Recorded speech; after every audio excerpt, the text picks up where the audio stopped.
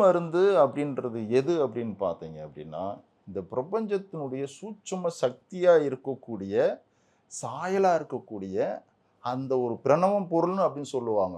ஓம் அப்படின்னு சொல்லுவாங்க இல்லையா? அது நான் உங்களுக்கு சமாளிச்சு பேசுறதாவே தான் இருக்கும். என்ன காரணம் அப்படின்னா, அந்த பொருள நான் சொல்லாம நான் எத்தன 1000 வார்த்தை சப்போர்ட் பேசினாலும் அது புரியாது.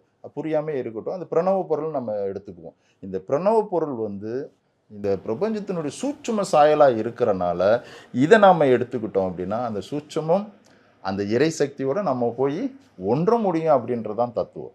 இப்போ நம்ம இத அ இந்த குரு மருந்த சாப்பிட்டு, நான் சர்க்கஸ் காமிக்கிறதுக்கும், இந்த அஸ்ட்ரோன பறந்து காமிக்கிறதுக்கும் அப்படின்றதும் அல்ல. அது எனக்கானது. அதாவது உங்களுக்கானது. இது நீங்க இறைவனை உணர்வதற்குண்டான வழிமுறை. நான் தெரிஞ்சுக்கிட்டனால வந்து நான் மட்டும் தான் இந்த இடத்துல பெரிய ஆள் அப்படின்றதுல சித்தர்கள் என்னைக்குமே அகங்காரமா நிக்கல.